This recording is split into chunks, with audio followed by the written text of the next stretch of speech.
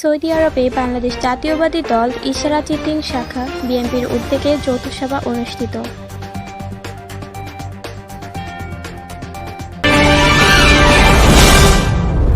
আপনারা দেখছেন IR TV news Bangla. Saudi আরবের দামাম শহরের হাফাল আর বাতেন নামক স্থানে গত বৃহস্পতিবার রাত 10টায় বাংলাদেশ জাতীয়বাদী দল ইশারা চিতিন শাখা বিএনপির উদ্যোগে যৌথ সভা অনুষ্ঠিত হয়েছে। কুমিল্লা ভিক্টোরিয়া বিশ্ববিদ্যালয় কলেজের মেধাবী ছাত্রনেতা ও আইআরটিভি নিউজ বাংলা চেয়ারম্যান জনাব রাশেদ হোসাইন মজুমদারের সঞ্চালনায় উক্ত অনুষ্ঠান সভাপতিত্ব করেন জনাব মোহাম্মদ শহীদ গাজী, ইশারা চিতিন শাখা বিএনপি।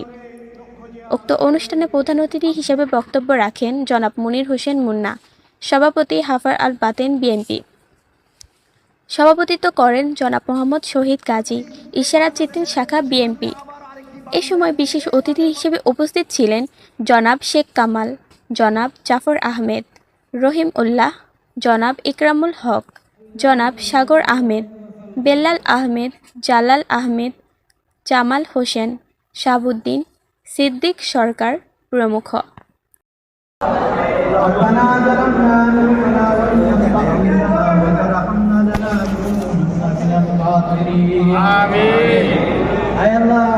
তুমি তো জানো আমরা অনেক নির্যাতিত নিপীড়িত হয়েছি। আল্লাহ তুমি আমাদের দেশনেত্রী বেগম খালেদা জিয়াকে আল্লাহ তুমি নিয়ে হায়াত দান করো। আল্লাহ তার পরিবারকে সহিহ। Nusrat Jahan Oishi, IRTV news Bangla.